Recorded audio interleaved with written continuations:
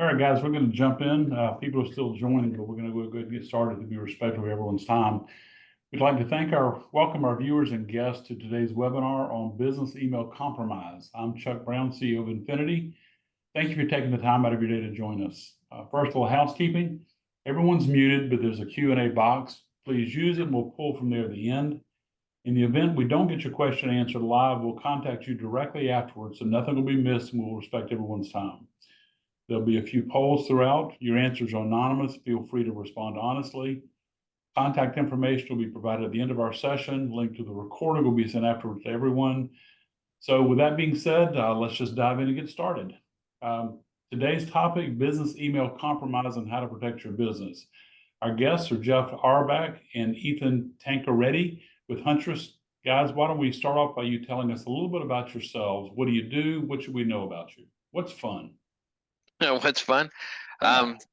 Thanks, Chuck. So my name is Jeff Auerbach. I am the channel account manager for Infinity and the other geos. I've been in the industry for a decent amount of time. I spent about a dozen years managing accounts and such and doing engineering work on the service provider side. And I've been with Huntress for a couple of years now. And I work with partners of all sizes from the group of like yourselves all the way down to smaller groups. And I'm Ethan. I'm a sales engineer at Huntress. People often ask me, like, what's a sales engineer do? And I'm relatively new to that position. I've been with Huntress for almost 2 years now. But before that, I was on the service provider side. I started as a tech way back in the day, and actually when I was in grad school, studying ancient Mediterranean history, and I had to feed my family, and somebody asked me, what do you know about computers? I told them I knew enough to break them. The guy said, super, I'll teach you the rest, how to fix them. And what I get to do as a sales engineer is I get to ask questions about why things are broke and then try and point people towards solutions. And it's one of the things I love about my job is to be inquisitive. And so and talking about this topic of business email compromise, there's all sorts of questions to ask and delve into. So I'm looking forward to kind of pushing those boundaries and educating people. Great. Ethan, can you give us a little background on Huntress too? What makes you guys experts? Why are you the people to be talking to about this topic? So we're experts. We call ourselves a managed security platform. What does that mean? I think you look at our founders. So we have 3 guys who founded this company who knew each other working for a 3-letter government agency, who were deep in the trenches of getting on that front line of cybersecurity and protecting our country. And these guys are hackers. Like our founder, he's told me stories about him as a kid, what he used to do for AOL back when, you get AOL discs, and how he would do things, how his mom took away his keyboard because she was trying to ground him, and how he hacked together a keyboard, so that she wouldn't realize it. And so we come from this company where we're trying to use tradecraft on a regular basis to, at that point in time, when they were working for our government, on behalf of our government, they realized, hey, there's a business opportunity to help small businesses. And they focused and have built this company so that we continually focus on a small business. That one of the key things they do ask over and over again is does small business have this tool? Because many of the tools out there are based for enterprise and cost enterprise and are incredibly expensive. Jeff, you want to talk about that mission?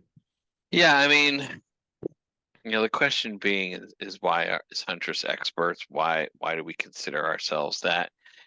There are dark places on the internet where this activity happens. Not every security group likes to go there. Part of the Huntress team lives there. They lurk and spend time in those dark places so that when threats come to our partners and our doors, we're ready for them. It's not a shock. We know how they work. We live in the same places that they do. This way we're able to see how they work so that when those folks come looking for you, we recognize them. So not everybody wants to live there. We do. Great. So before we get into the details, just so everybody's kind of on a level playing platform, can you briefly help everyone understand some of the industry terms? There's a lot of stuff thrown around: EDR, MDR, MFA, BEC. Can you just go over a little bit of this and kind of give us a base to start working from? Yeah, so EDR is good, right? EDR is a hot industry term, and a lot of folks call it that. EDR is pretty simple: endpoint detection and response. And the big difference between EDR and let's say some of those legacy AVs that you got used to is the R part, response. The EDR platforms have the ability to see activity live and then respond, where most of your old AVs were really just taking updates from platforms and looking for things that they already knew about, where the EDR can see live activity and respond to it. Yeah, I mean, the analogy I give, Chuck, for EDR is security system, right? So if you think about your house, you have your locks and doors. Those were your next gen antiviruses. Those were your firewalls, all these protective layers that you at Infinity, Sundog, Dart, all of you've been putting out for your clients for years. And those are great, but you need an ability. If you have this mentality of assume compromise, that somebody is going to be able to get by, you need that response part. And so that's where that endpoint detection response, it's the security camera, so that you can go, oh, hold on, this is what they did when they got in here, or this is somebody who's acting really shady on that security camera. We need to investigate further, right? So, and that's the benefit then of partnering with Huntress, where we have that 24/7 SOC with our team, SOC Security Operations Center. Here you go again. I was going to say, there we go again. And so like SOC is one of those security operations center. What are those? These are people who are trained on security, and they are looking, just like you have a certified public accountant, so I won't call them a CPA, trained on how to balance your books properly. These people, they spend their time looking at tradecraft of threat actors and recognizing it, and how to investigate further. And so that's where the benefit of this endpoint detection and response comes into. The other one you asked, BEC, business email compromise, right? So that is when an email account is taken over. It's a little different than phishing. So phishing is where they are trying to, do some social engineering, get you to click on a link, enter credentials. Well, once they have your credentials, then they take over your email account, because we use email to communicate constantly. And the threat actors, TAs is an abbreviation you'll hear for them, but the threat actors are out there regularly trying to use that, because they understand if they can get in the middle of that communication, there's all sorts of bad things they can do with it. Yeah, you see, bring up a good point, right? Back in our support days, nobody likes to delete mail, right? So all that volume of information lives inside their deleted, and inside that identity. Business email compromise means that someone has gotten access to your identity and they're surfing through stuff. Now, you won't know it. Just like if someone was logged into your mailbox, you just wouldn't necessarily know it. There's ways to move stuff around. MDR is the next good term to kind of pivot from BEC. What's MDR? MDR is managed detection and response. There's a lot of tools out there that will just kind of pull data and just kind of throw it at the wall and hope that somebody has the ability to review it. That SOC reviewing that data, taking that EDR into an MDR, making it a managed detection and response, so that you have best-in-class folks that actually understand what that data means and be able to read it. It's just like trying to read. Think of if someone gave you a book in a different language and said, "Hey, there's some critical information in here. We need it as fast as possible." Well, I don't read French. Okay, Well, you're gonna have to figure it out right now. Okay. Think if someone just came in, you had a group came in and turned that into English and said, this is exactly the paragraph, page, and line that you need to read. That's exactly what you're gonna action. That's what it takes that EDR into an MDR is having that group to create, shorten that time span to funnel that data into actionable. Great. All right, so now that we have a base to talk about, let's do a quick poll to get us started with this conversation. So you want to run that poll? So if you would just take a second to answer this, what percentage of credential theft phishing targets Office 365? Just pick one choice. And so, I mean, I think this is a great question to start asking because, like, I think this makes people start to realize just how large this potentially is, and I mean, how rich of a large of an environment. industry it is. Yeah, exactly. Like this starts to push this at that industry, that there are these, it is an industry. To Jeff's point, like this is an industry out there where people specialize in this. And phishing can look in different things, right? 40%. I stole your thunder, Chuck. No, that's good, Phishing, man. That's all right. phishing can look like a lot of things. You know, phishing can look like a link. Hey, you just won some Amazon gift cards. Everyone's seen So drill those. into this a little bit. So, we have had clients before that go, we're pretty careful with our email. Is this really worth it to us? I mean, I've got Norton, I've got Symantec, I've got Trend, I've got ESET, I've got basic stuff on here. How big of a threat is this to your typical small business? I don't know if there's a bigger one. Yeah, I mean, if you use so the FBI tracks reported numbers, right? So we're talking what people report. It is also commonly known as that underreported cyber theft is underreported because people aren't sure how to do it. There is a place where you can report it to, but it is something that is not well known. Sure. 2.7 billion was reported theft or loss of business email compromise last year. And to give a sense of that, for the past 5 years, it had been the number one way of lost cybercrime by the FBI at roughly $2 million or more for the past few years. Just got eclipsed as from being the number one last year, only by a little bit, but it is still the major way of the attacks. I think last year it got eclipsed by like crypto scams where people were losing money in crypto scams, but that only became prominent, one person argued, because of all the things that happened with the crypto meltdown last year. So it's huge. Yeah, with 365 being with the rise of 365 and it being industry standard for that to have your email living in and just more and more living behind that identity. And there was a point where you needed physical access, and now all you need is an internet connection. So you're only, I really think it's the biggest threat, and I only think it's going to get bigger. Can you talk of any specific examples that you know? I mean, it's we talk in theory, we talk in statistics. Any real world examples of where this has happened and how it's affected businesses? I mean, Ethan and I have seen, you're going to have to keep us on task here, Chuck.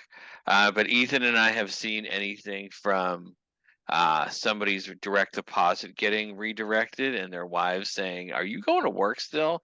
Well, yeah, I'm going to work. Why do you say it? Well, you haven't gotten paid in 2 months. So I was starting to wonder if you go to work or you're going somewhere else. Ethan can speak about like 6-figure sums getting redirected. Yeah, I mean, I know of, and let's take it back down to that small business, Chuck. So I know of a business, they were based down in Louisiana around the oil fields area, and they make trailers. So small mom and pop type of shop. I think they had like 10 employees. They had a business email compromise that they lost $500,000 Wow. through a business email compromise. So what happened? a threat actor took over one of their accounts and impersonated I can't remember exactly who it was, if it was the CFO or the CEO, one of the, top level people, and started communicating with a client who owed them a substantial amount of money. And that client, they were like, hey, we have this invoice, because they had seen the emails of, so I'm going to say it was the CFO, right? CFO saying, hey, we have this invoice. We need you to pay this money. And they said, oh, hold on. Our banking information has changed. We need you to route that $500,000 invoice over to our new bank account. Well, I'm emailing Jeff and saying, Jeff, we got these trailers we're trying to get out. And so Jeff's like, oh, okay, well, I need my trailers. I'm going to send you the money to this If you want new your account. trailers, you got to pay this invoice. You got to pay to this account now. Yeah, and sure enough, Jeff sent the money over, and suddenly 3 months later, I'm wondering why I haven't been paid by Jeff, and I call him up, and Jeff's like, no, I sent you the money.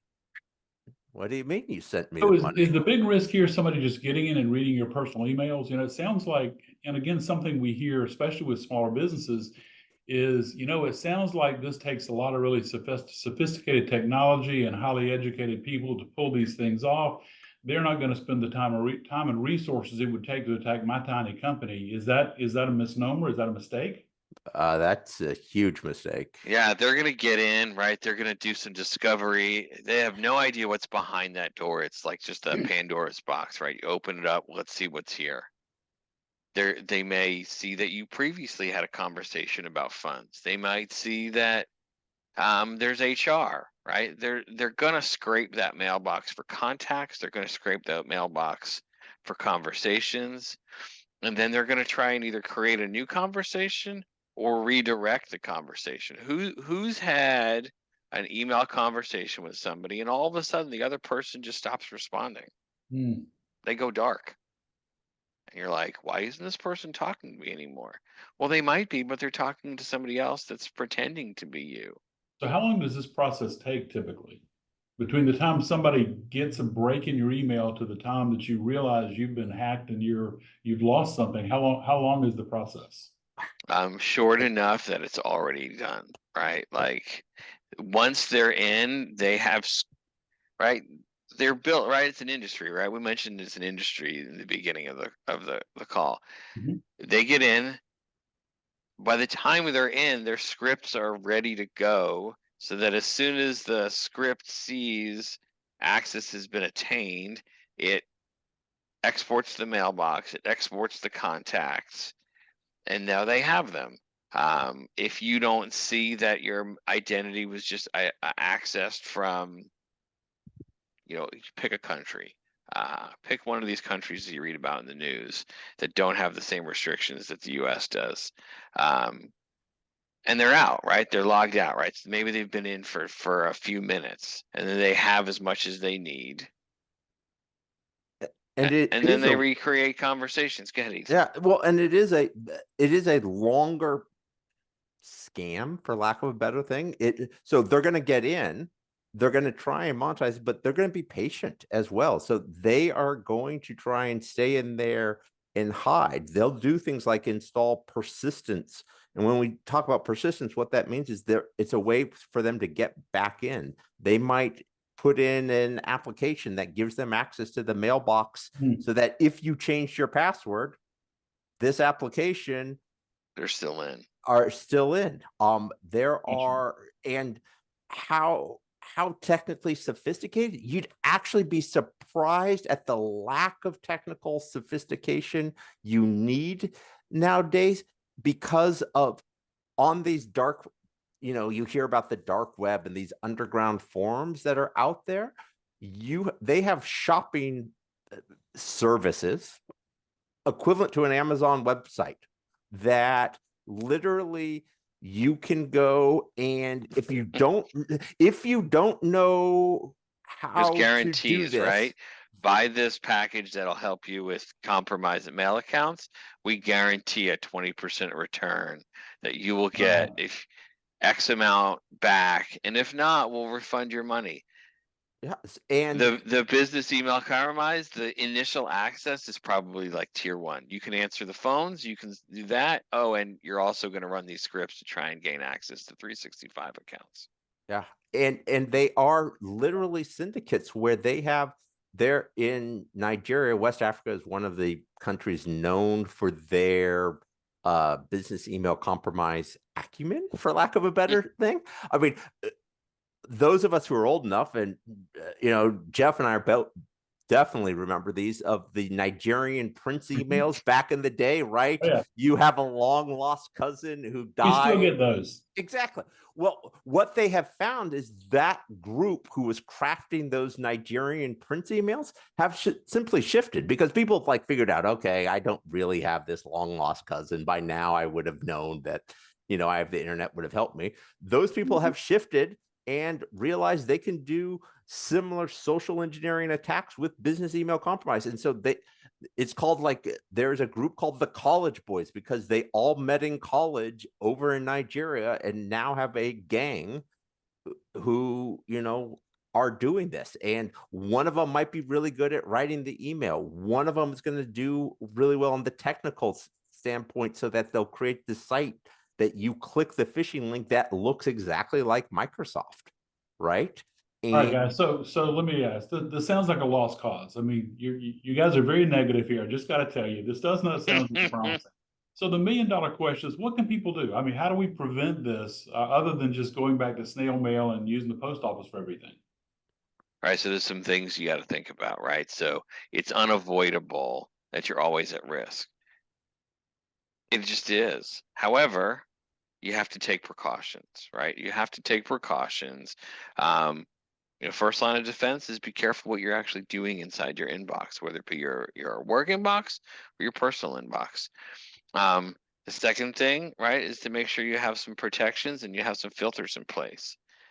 Like Ethan said earlier, you have to assume compromise. You have to assume compromise because you're only as strong as your weakest link. It really is something you have to focus on. And you have to have something, you go back to the industry terms, some kind of MDR in place so that when it happens, you know about it as fast as possible, right? That ability for somebody, some group, that threat actor to be inside your world, you're able to know that as soon as possible and take actions. Does MFA protect me against this? And that's one thing we didn't talk about. Can you just talk a little bit about what MFA is and what role it plays in all of this? Yeah, I had two things I was going to mention to help you on that protection side. So you definitely need that MDR, managed detection response, for after, in case they get by some of these things. But MFA, multi-factor authentication. So if you've worked with Infinity, Sundog, PTG, I'm sure one of them, Dart, has said, hey, you need to put an app on your phone that when you sign into Office 365, it prompts you and asks you what that is. MFA, multi-factor authentication, is another way to add a verification. So you have your username, you have your password. Then if the threat actor gets that through a phishing attack, convinces you somehow to give that up, or maybe they do a man in the middle, they do the man on the street interviews. You've seen those on the Jimmy Fallon show where they ask somebody what their password is and they won't tell them, and then they ask the question, and sure enough they reveal that that their password is based on their dog, and they well, MFA is this final hardening thing. Now, is it going to solve everything? No, there is even some ways where they can get beyond these MFA preventions, but it is a bare minimum at this point in time. Like, you need to have it, and it should totally be multi-factor authentication that is off of your phone, because the other thing people say is, well, I set up a cell phone with that. What the threat actors do is they figure out what your cell phone is, and they'll pay $2 to somebody in a call center for what's called SIM jacking, to hijack your cell phone number if necessary. So definitely try and use a MFA. You need that. And then the other thing is security awareness training. I am sure, Chuck, you talk to people about the importance of security awareness training. Your people are your best defense. Like Huntress, we do this. We actually we identified a business email compromise that we were being subjected to. So they hadn't taken over our account. They had taken over a vendor's account, and they reached out to one of our account payable people and were like, hey, we need to change. We've changed banks. And she was like, this person had kind of gone dark on me. I'd been emailing them multiple times about payment, and suddenly they came back, and it was her security awareness train that got our person to say, this seems weird. And they called that vendor and was like, hey, something's going on here. And they were like, what are you talking about? I've been having problems with my email. So security awareness training is that other preventative method that is so critical, because you're training your users. And I've heard people say, oh, it's expensive to train users. Well, you know what's is even more expensive is to not train somebody, right? Like, And losing your stuff. yeah. Can you talk a little bit about the evolution of tools? I know that's one thing we get in kind of tool fatigue. You know, we have our clients, and it's like, it seems like every month we're talking about something else they have to do. Sometimes it's things they have to buy. Sometimes it's things that are just part of the package. Sometimes it's a change in process or what. How do you deal with that? Because it's frustrating and it's tiring to always have something else you have to do. How do you talk about that? Yeah, it is. It's a fair statement, right? It is somewhat fatigue. It is somewhat tiring to know that, hey, we got to do this, we got to do that. When I put MFA on my on our personal bank account, my wife's like, "Why do I have to do this?" I said, "Because I would like to keep the money we make versus have it for everybody." So yes, I think what's important is to understand that it's not 10 years ago, right? We're not still, using flip phones. We're not still doing text through hitting like the one button 3 times. I can't imagine doing that. But it's not that time anymore. We can kind of close our eyes and shut out the world and pretend that it's not 2024, and that there's not people at our door trying to take our stuff. There's just people roaming your neighborhood pulling doors, right? Pulling doors to see if your car's unlocked so they can steal your stuff. Think of that as like MFA. Yep. So yeah, you need that stuff. It is extras things. The good news is that there are protections that you can do, Right. right? Go ahead. No, the analogy I give people when they're like, oh my goodness, why do I have these things? I'm like, do you really want to be driving around in a car from the 1990s? Like, I remember my first car, Ford Escort wagon. Great little car. There's no way you could catch me in that car today for the lack of security features that it had. Like, it didn't have anti-lock brakes. It did have power steering. I paid for that upgrade at the time to get power steering.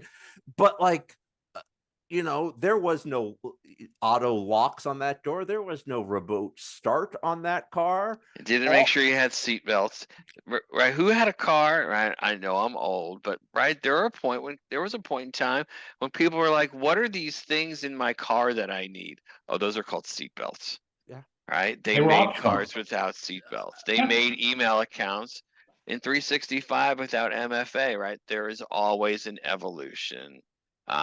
You have to stay current, or you're just not going to keep your stuff, right? You have to stay current. Hey, you guys had secure cars. I had a Pinto with the exploding gas tanks. We survived these things.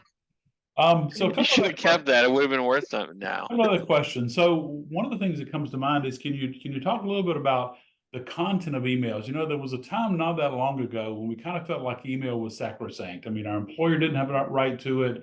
It was private. It was personal. You could send anything you want. And now something that people don't often talk about is emails inherently not that secure. People are sending a photo of your credit card, social security numbers, pictures you shouldn't be sending, thinking these are private communications between me and someone else.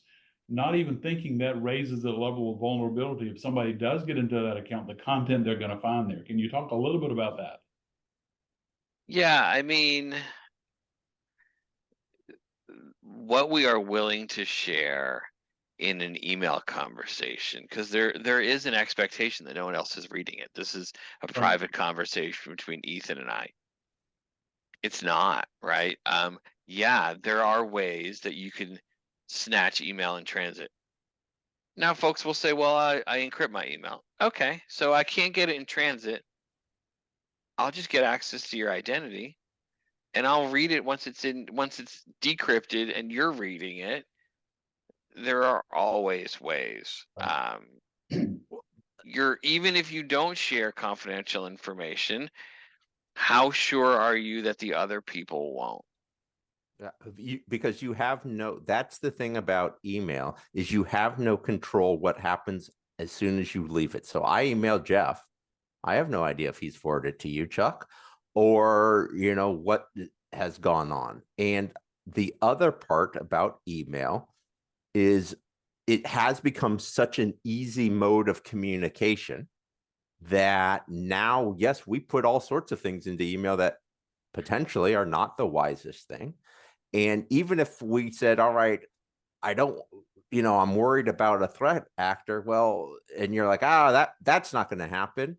Well, then I'll ask you, what's the risk that you might get sued by somebody? Because I can tell you in a discovery process, the first thing that a lawyer does when any kind of lawsuit does is we need all emails, not only from you and Jeff communicating, but your entire company that dealt with Jeff. And suddenly, You have to provide them. And you have to provide them because they're part of the discovery process. So let's talk a little bit about the importance of process. Get away from technology for a second. Process, standards, policies within a company, things like how you handle change requests, how you handle payments, what content's allowed to be an email. Can you address the importance of that a little bit? Yeah, it's good. It's a good point, right? So technology is great, right? There's so much new technology and there's so many great things. You're never going to get past looking past the keyboard and looking at your users. If someone makes a change request that involves payment, do you call? If your CEO emails you and says, hey, I'm doing a business deal, I need you to wire $10 million or $50,000. I need you to wire it over to this account. I need you to do it right away or I'm going to lose this deal. Would you do it? Or would you call them and say, hey, I just got this weird email from you. What should I do about it? Or as simple as HR emails the intern and says, hey, I need you to go down to the grocery store and get $1,000 in Amazon gift cards, and I need you to send me the codes for all of them. Would that intern go down and do it? Gotcha. Right? Yeah. You need some training in place. Ethan mentioned it before. You need something in place to tell the users, hey, this is the only way we're going to do business. We're not going to do any kind of changes in payments without a verbal confirmation. We're never going to ask you to go buy gift cards. We're never going to do this. Anything like that is a red light moment. Put your hand up and say, hey, I've gotten this, strange email. I don't know anything about it. What do they do? And the other part, coming back to, policy is what is going to save your business day in, day out, like people following policy. But the other part about policy or process that sometimes people forget is, what is your policy or process when an incident happens? If you have a business email compromise, what are you doing? Yes, okay, great. We're calling Chuck at Infinity, we're calling Dart, we're calling Sundog, but what is that really happening? Have we taken the time to sit down with you, Chuck, and your one of your teams, and said, all right, let's actually write down our process. What's our procedures? Because I guarantee you, if you're trying to fight a fire for the first time ever, in the middle of the fire, you're going to get burnt. Right, right. or you're going to be running around with that fire extinguisher, shooting it How off. do we use this? How do I use a fire extinguisher? Right? How do I operate within an incident? Ethan makes a great point. Having a plan. Yeah, and engage with you all, right? That have a plan that makes sense, because the plan for one company isn't necessarily going to be the right plan for another company. So you can't go off out to, Google it and be like, oh, well, I got a plan. Well, if you are a medical, you deal with health records, you have a whole different set of concerns than if, I just read an article where there was a OBGYN practice, a midwife group up in Canada who got hit by a business email compromise 9 months ago, and all sorts of patient confidentiality records got released. Wow. And their incident response plan has to be very different than, that trailer Every company. group has their own nuances, right? Yeah. And it's even as much as if I'm an average user and I do click on a link in an email, or I do respond to a conversation that I think is suspect, who do I tell? Who do I tell so we know, okay, there's something going on. Potentially, we have to close down communication, right? We have to do some discovery and say, even to our third parties, hey, we think there's a possibility that a conversation might have gotten hijacked. Have you been speaking to anybody about X, about Y? Versus just the average user doing it, right? There's got to be a control of information. And having a policy, having some kind of acceptable use, having some kind of alerting incident response is so important.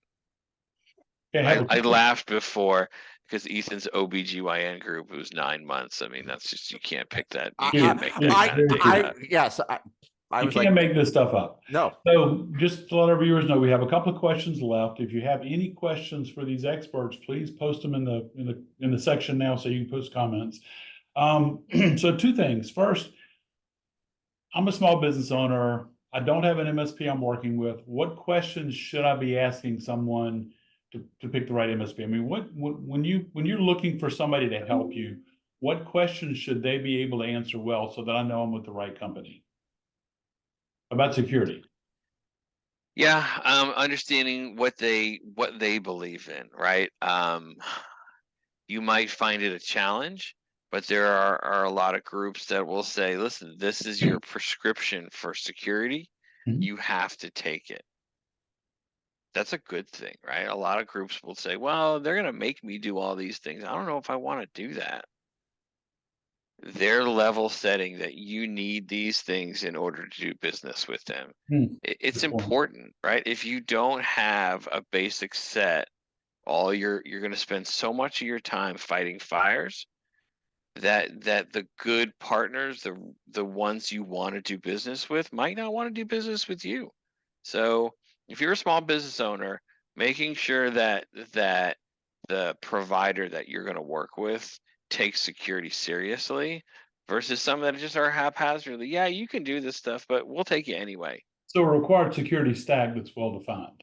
Yeah, Yes. I love that term, Chuck. Yeah, definitely. And required security stack that's well defined. Love it. Go ahead, Ethan. No, well, the other part is that they're not only doing that well-defined security stack, but they're also asking questions about what is your tolerance for risk, because it is a risk. So there needs to be that baseline of this is the baseline, but we also need to understand your risk, because somebody who doesn't have a high threshold for risk, then we're going to need to put in even more, some additional security layers you might need to add on, right? Gotcha. So I think that's the other conversation to have with those people is, all right, let's talk about those risks and what we are worried about. And be forthright. It's a partnership. It needs to be a partnership. The best business outcomes are always ones around relationships. So it is somebody who is really understanding the small business concerns about security and can make sure that they are answering and addressing those concerns. Right. Okay, one final question, and then we'll wrap and see if there are any questions. From each of you, what's one takeaway you'd like the viewers to have? And you take a couple minutes, think about it. If they don't remember anything but one thing from this seminar, what would you like to be firmly embedded? I think, and we get asked this question a lot. If there's one thing we could give people, what is it? Is Ethan mentioned it earlier? You know, assuming compromise is scary, but if you understand that you're always at risk and you got to take some precautions, right? I live in a very residential small neighborhood. That doesn't mean I don't lock my doors at night, right? That doesn't mean I don't have cameras checking the outside of my house. And that doesn't mean I don't lock my door at night, my car door at night. I do all that stuff because even though I've taken precautions, I still need to do as much as possible to make sure that I'm gonna keep the stuff that I've worked so hard Right. to earn. So you can't be complacent. You can't be complacent, right? You have to stay as far on the forefront as you can. And the other thing I don't think we talked about that's important is cost, right? The things that you're gonna have that you need in place have to be cost effective. Can't you can't spend all the money you earn because then your businesses will go under. So that's Right. another thing that's important is making sure that the things you put in place don't cost a fortune. So They're appropriate to your effective. business. Yeah, Good. And that are built for those small medium businesses. Got it. and the one other thing that I would want them to take away is that unfortunately, it is a cyber criminal, like it is professional. They run their business with handbooks and training better than some small businesses I've seen out there, that these are actual criminal enterprises that are trying to make a money off of, illegally, but they are out there. They have quotas. They have, all of these things that you think of a quote unquote modern business having, they have it. And so that is why you're not too small, or you'll be able to hide. Hiding by obscurity isn't going to be an effective strategy. You just might not get the headline that somebody else gets. So because they're professional. Okay, we have several questions, although the three we have actually kind of are related. So I'm gonna read you all three and then let you each have a shot at them. So one question: for business email compromise, can you please describe how hunters can detect VEC and execute runbooks, specifically with a proper configuration and integration? Microsoft Defender for Office detects that the CEO clicked a link from a phish email. What does hunters do next and how quickly? So that was one. But related is, why would a small business want to go with Huntress versus anything built in within Microsoft or one of the bigger names like Mandiant? And then the third one, if my small business already has MFA enabled and end-to-end encryption active for all mail, what value does Huntress MDR offer? And all of these are kind of the same question, or very similar about Huntress, how and why Huntress does what it does and makes it the best choice for small to medium business. So can you guys tackle that? Yeah, so that's a good point, right? Why Huntress versus some of these other groups out there? A lot of the other groups are built for the enterprise, for that Fortune 50 group, and only looks at the threats that the top 1% deals with. Huntress was kind of built on the reverse, right? Huntress was built directly to focus on the threats that small medium business group deals with. And they're different, right? They're just different. Right. The folks that are looking for the monsters are not the same groups that are looking for the average business that drives the country, right? Hunters was built really, it's the tagline, but it's important to understand Hunters is built for that 99% for everybody else that can't just break the bank and have an unlimited security budget. Okay. And let me break this down a little bit about how we work so that people are clear. So what is going on in the back end? Huntress is ingesting the audit logs from the Microsoft 365 environment. We then we call them detectors. Think of these as indicators of bad actions. And we start to chain those detectors together so that our 24/7 threat ops, our SOC team, that security operations center, can be investigating those and diving into them. So an example in 365, yes, somebody may have clicked that phishing email and given up credentials. Well, nothing happened, so maybe you forget about it. But at 2 o'clock in the morning, suddenly we see a user connect over a VPN and start to take actions like create a rule that is, ****, move all email from Chuck to RSS feeds and hide it as red. Well, those suddenly are indicators that something suspicious is going on.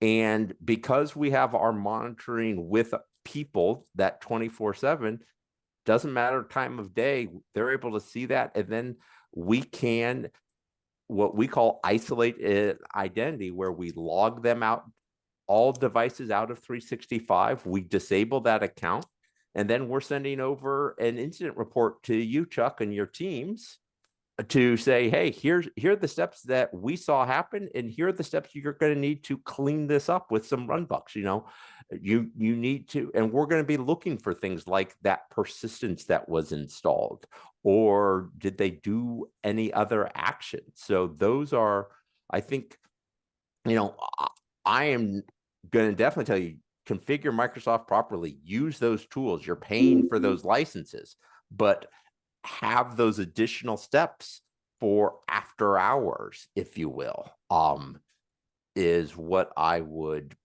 say. Okay, So- and I think you've answered this, but let me put this because it was a pretty straightforward question. I think we answered, but I want you to really give a direct answer. If my small business already has MFA enabled and end-to-end encryption active for all email, what value does Huntress MDR offer? So there's definitely a difference in the two. Can you just simply break that down for this question? Yeah, so they have MFA. So that's great.